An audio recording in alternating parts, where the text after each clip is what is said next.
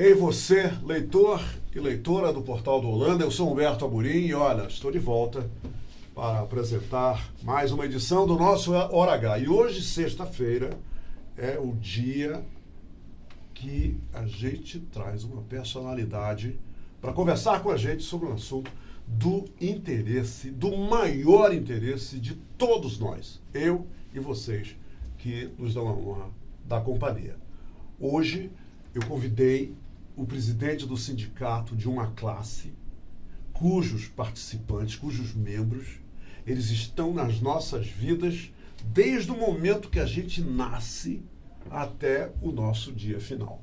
Eu estou falando dos médicos, minha gente.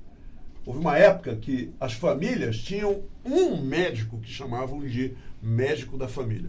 Hoje em dia, essa tradição está meio defasada, mas houve essa época, tá? E eu vou conversar com o presidente do Sindicato dos Médicos do Amazonas, o doutor Mário Viana. E o que ele vai discutir com a gente hoje, eu garanto a vocês uma coisa, é de suma importância para você e para mim. Então, queira Deus, eu vou fazer as perguntas certas para ele falar tudo que é certo e importante para a gente, tá? Eu volto já já.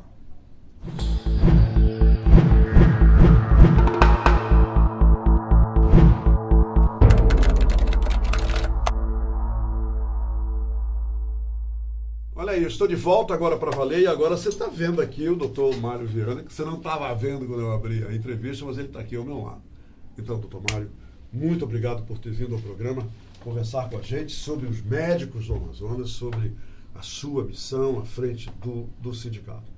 Então, recentemente, o Brasil inteiro, não foi só no Amazonas, eu vi essa notícia sendo veiculada para todo o Brasil.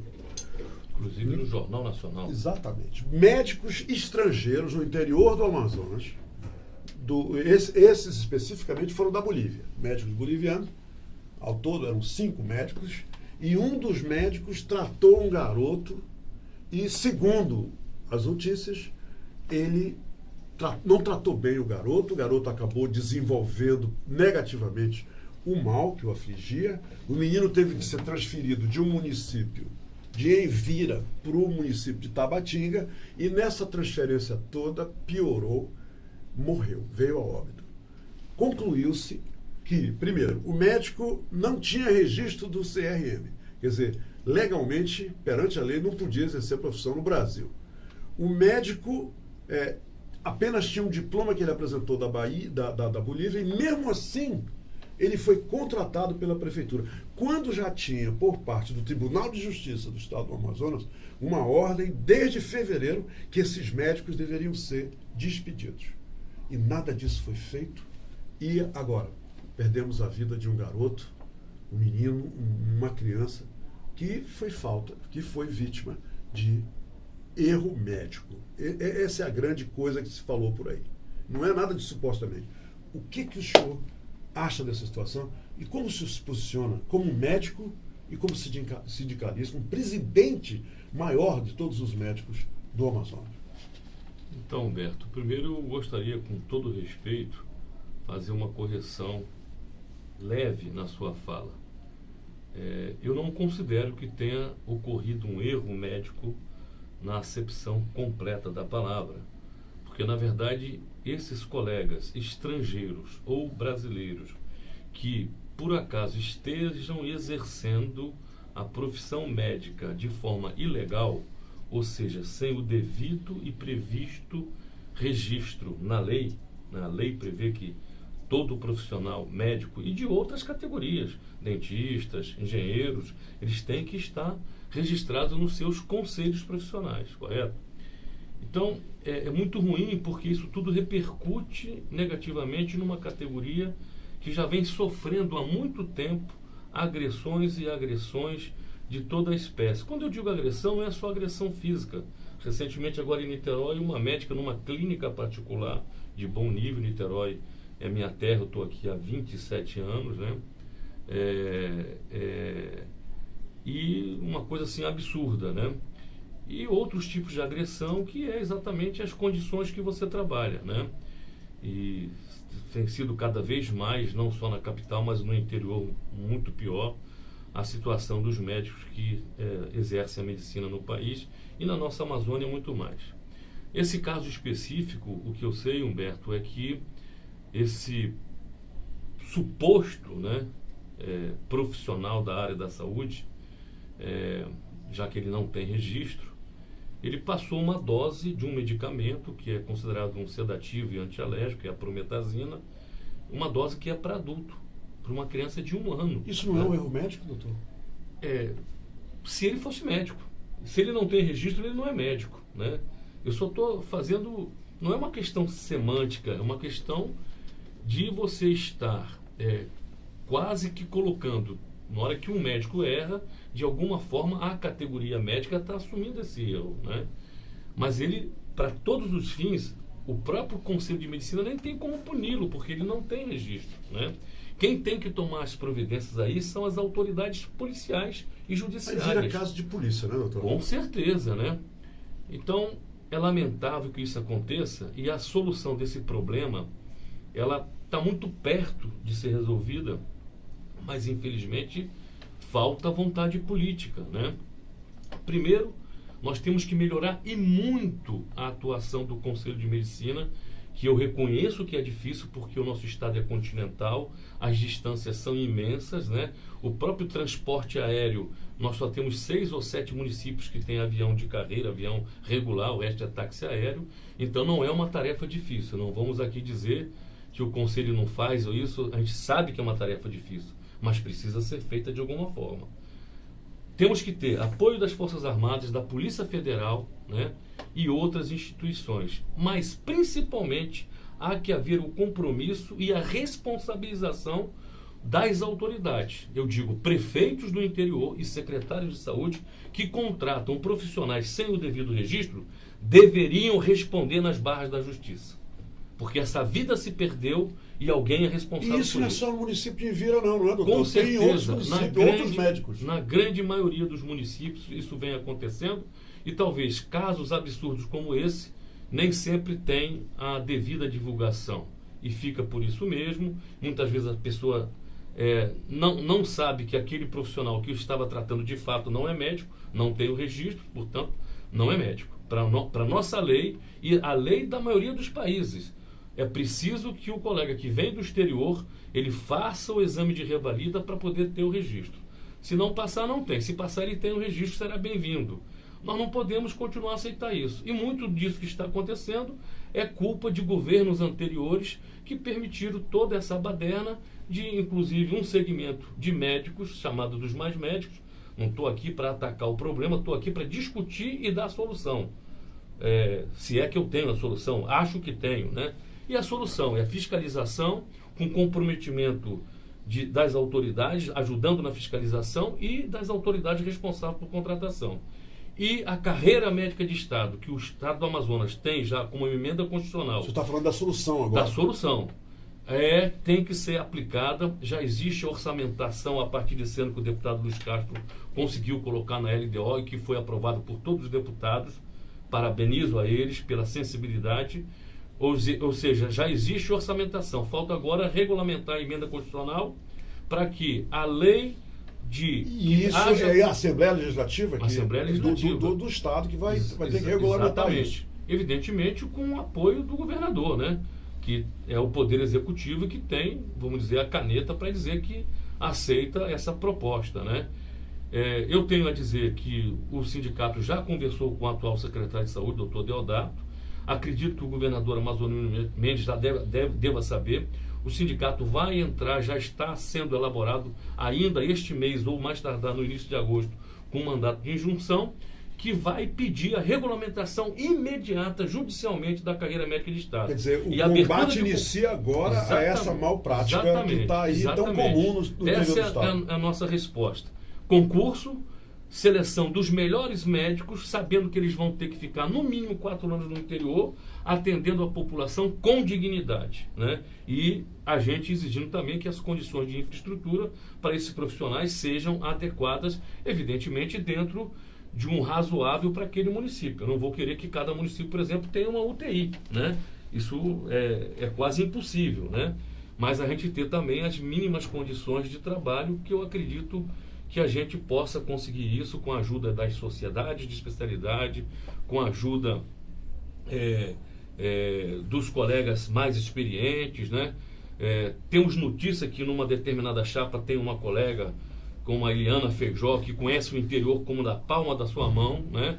Que ela vai poder colaborar muito nessa questão, né? Uma proposta boa de uma das chapas, já falando um pouco sobre a questão dos conselhos, é exatamente melhorar as condições de saúde do interior junto com a Secretaria de Saúde, né? E através da carreira médica de Estado também. Doutor Mário Viana, eu agora vou pegar o seu gancho. Esteve aqui conosco o advogado da chapa 2, porque existem duas chapas concorrendo à presidência do CRM do Amazonas. A chapa 1 e a chapa 2. Nós convidamos primeiramente o advogado da chapa 2, que é a chapa de oposição, e ele veio aqui e contou uma história incrível. Ele contou que a chapa 2 entrou com uma ação para impugnar a chapa 1. O nosso interesse em ouvir o representante da chapa 2 era justamente para, em seguida, também conversar com o pessoal da chapa 1. Aí o que aconteceu? Ele saiu daqui, poucos dias depois, o Conselho Eleitoral se reuniu lá no CRM, aqui em Manaus, e impugnou as duas chapas, como resultado desse imbróglio todo. Eu gostaria que o senhor nos contasse qual é... O senhor deve ter, como presidente do sindicato, uma versão disso que está acontecendo, porque, pelo tempo que eu tenho de jornalismo, pelo tempo que eu tenho entrevistado médicos aqui no Amazonas, aqui em Manaus, eu nunca vi essa situação. E é uma situação, para mim, como entrevistador, inédita. É para o senhor também? De certa forma Humberto, mas eu te diria o seguinte: o Brasil, e o Amazonas é Brasil, né? Está passando por um momento em que se está se exigindo mudanças, né? E a gente percebe que em todas as áreas, e na área da saúde, na área médica não seria diferente, começa a se questionar muitas, vamos dizer, coisas que vão se repetindo ao longo dos anos, né? E antigamente poucas disputas aconteciam, principalmente a nível do movimento conselhal, né? Um movimento conselhal muito bem estruturado, né? Normalmente pessoas que se envolvem com o conselho são pessoas de destaque na área médica, professores, diretores e tal, etc. E eu estou bem por dentro de tudo, para te dizer a verdade, Humberto, porque como presidente do sindicato eu tenho que me informar e está chegando para mim todas as informações. E eu estou um pouco preocupado, não só a nível de Amazonas, mas a nível de Brasil, como eu disse inicialmente.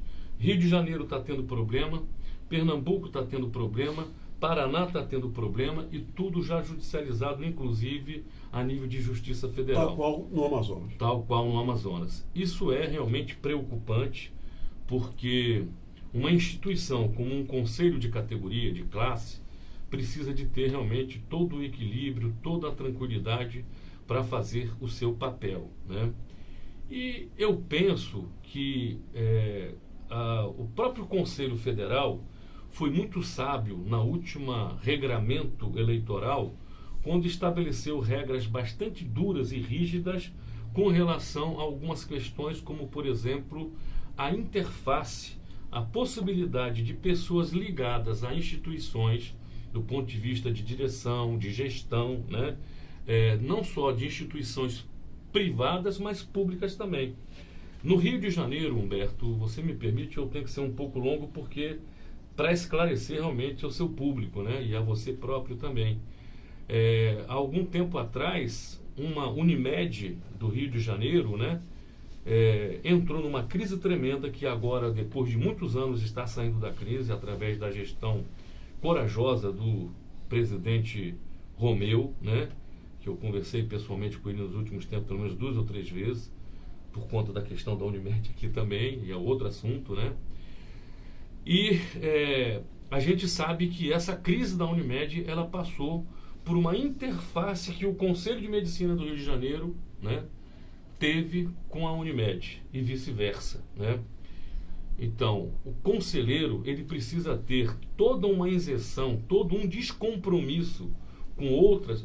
Lógico também que eu não vou querer que o conselheiro não trabalhe, não faça nada, e aí realmente fica uma coisa difícil. Mas o que você está querendo dizer, doutor, que existe uma situação semelhante aqui em Manaus? Então, o que me preocupou e me estarreceu é que uma das chapas, né, no caso a chapa da situação, indicou para a sua composição pessoas ligadas, por exemplo, à diretoria da Unimed. E isso né? não pode. Não pode? Está na regra eleitoral, claramente colocado, né? Outras questões estão, vamos dizer, não tão claramente colocadas, mas na lei que fala sobre o conflito de interesses, isso fica subentendido. Quando, de repente, pessoas ligadas à direção de um hospital público estão nesse grupo de conselheiros. Houve até uma questão de ética aí. Né? Exatamente, porque o senhor sabe que o conselheiro ele vai ter informações privilegiadas, inclusive das fiscalizações que o conselho é obrigado a fazer. Ora, se eu sou conselheiro, sou diretor de uma instituição, diretor-geral de um hospital, por exemplo, essa minha instituição, eu vou, de alguma forma, sem querer fazer um pré-julgamento, tentar protegê-la, né? Porque é meu direito. É até natural. É até natural, é meu dever. Então, esta situação me parece que não está sendo bem compreendida, né? Ou as pessoas não querem compreender que o Conselho, sabiamente, fez isso para exatamente tirar qualquer possível instrumentalização da instituição, e que em tempos atrás já houve. Como nós sabemos que na maioria dos sindicatos há uma instrumentalização política muito forte. Sem dúvida. Né? Agora, doutor Mário, qual é a situação hoje? O processo eleitoral estancou. Está estanco? Não, mais estranhamente... Porque se as duas chapas forem impugnadas, então, o processo empacou. Mais estranhamente, Humberto, em vez do processo ser empacado, já que, pelo que me consta, a chapa 2 da oposição, ela também foi impugnada por conta de 4 membros estariam com pendência como pessoa jurídica. Um embrólio, não é? Embrólio danado. E né? aí, essa pendência financeira, ela poderia ter sido sanada lá na frente se o Conselho tivesse dito, você está devendo, pague e você fica reabilitado. Já as outras situações não são possíveis, porque são casos extremos de inegibilidade que a regra eleitoral estabeleceu agora, a partir de 2017. Portanto, tem que ser cumprido. Estranhamente, o que está acontecendo é que o processo está seguindo, né? Vai haver substituições nas duas chapas, as cartas, porque vai haver então também... Há uma movimentação. Para que haja o processo, eu não sei de quem é o interesse, não conversei nem com uma chapa nem com outra, mas no meu entendimento esse processo eleitoral é o meu entendimento, enquanto médico Mário Viana. Eu nem reuni a diretoria do sindicato para discutir isso ainda, mas que o processo deveria ser paralisado e tudo analisado para que realmente a gente pudesse ter a tranquilidade, zero, né? a democracia, o espírito republicano estabelecido. Com esse tempo que nos resta, eu quero já mudar o assunto. O senhor pode fazer um balanço rápido das atividades do Sindicato dos Médicos? O que lhe deixa muito contente falar a respeito quando o senhor fala do sindicato? Então, Berto, essa pergunta vem a calhar porque há pouco eu tinha uma leve debate, vamos dizer assim, com um colega, né, nas redes sociais, que questionava o que o sindicato tinha realizado, né? Meu amigo, é um debate para mim tão tranquilo, porque eu tenho a consciência tranquila, e aí o sindicato fez muito realmente nesses últimos 8 anos, né? Eu começaria dizendo... O senhor está à frente do sindicato há 8 anos? 8 anos. Começaria dizendo para você, Humberto, que todas as possibilidades de reposições salariais, tanto na Ciência quanto na Suzan, quando no ano em curso a gente conseguiu, no ano seguinte, ou então 2 anos depois, como agora aconteceu, que nós fomos buscar do Estado reposições salariais relativas a 3 anos para trás, do município não estava tão fora de compasso, mas havia alguns ajustes. Precisa ser feita a revisão do plano de cargos de carreira, tanto do município quanto do Estado. Isso já está acontecendo, né? Na área da saúde privada, nós tivemos há 3 ou 4 anos atrás um grande avanço, quando nós tivemos o apoio do Ministério Público Estadual. Especificamente aqui vai um abraço, um agradecimento ao doutor Otávio, à doutora Sheila, né, que sempre nos ajudaram nas negociações com os planos de saúde para que os médicos possam ser melhor remunerados e oferecer com obrigação um atendimento adequado nos planos de saúde na área suplementar. Infelizmente, esse ano passado, agora no final do ano, abrimos uma negociação que fechou agora em janeiro desse ano, né? Os planos se recusam a negociar. Nós estamos judicializando essa questão junto à Agência Nacional de Saúde Suplementar, que precisa melhorar muito. As agências reguladoras no Brasil são muito estranhas, né? Até porque quem toma conta das agências tem interface, é mais ou menos um conflito de interesse. Ou o cara é de um plano de saúde ou é advogado de um plano de saúde, e aí fica meio esquisito. E o cidadão, que é o usuário, ou o cidadão que é o prestador de serviço, que no caso é o médico, ele fica no segundo ou terceiro plano, né? Então, já estamos judicializando isso no Tribunal de Trabalho, porque mesmo sendo um prestador de serviço, há uma relação de trabalho com os planos de saúde, né? E como eu disse, há 3 ou 4 anos atrás nós conseguimos ter reajuste de quase 100% em algumas áreas, como consulta da Unimed, que era R$30, passou para R$50 naquela ocasião, hoje é 60, pouco mudou, é muito baixo, talvez uma das mais baixas do Brasil, né? Na área geral, vamos dizer assim, talvez a maior bandeira do sindicato é exatamente a expectativa que a gente tem da carreira médica de Estado. Repito, é o primeiro Estado do Brasil a ter como na Constituição estadual previsto o exercício médico da saúde pública ser através de uma carreira de Estado, em que o médico terá, Humberto, preciso dizer isso, o status de um militar que vai transferido para a fronteira, para o interior, e depois vai voltar para um outro centro, né? Ou de um promotor, de um juiz que vai para o interior com a perspectiva depois na sua carreira ir evoluindo e chegar num grande tribunal, como na capital ou numa grande centro. Doutor Mário, a falta do pagamento do imposto sindical quebrou as pernas do sindicato dos médicos? Olha, eu sei que a gente não consegue agradar todo mundo, né? Hoje também havia esse debate e alguns colegas diziam que o sindicato agora está com as pernas quebradas. Lê do engano, o sindicato continuará vivo, né, pelo menos o nosso aqui. Alguns outros sindicatos que não têm estrutura. Mas o dos médicos em Manaus. O do médico estará vivo, atuante. Se Deus quiser, quem me suceder o ano que vem, né, vai continuar um trabalho a favor do médico, com garra, com fibra, como sempre nós fizemos. E quem pensa que o sindicato vai se reinventar, se for o caso, se é que a contribuição ainda não possa ser ressuscitada, a contribuição ajuda em parte a nós, mas nunca realmente também os profissionais médicos, aí a verdade tem que ser dita, continua. Quiseram muito pagar a contribuição sindical, o imposto sindical.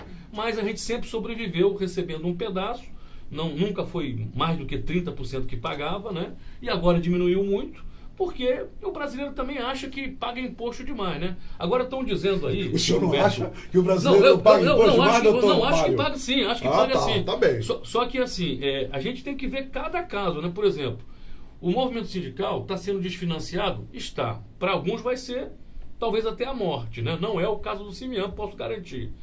Agora, nós não podemos, por exemplo, achar que a anuidade do Conselho é um absurdo.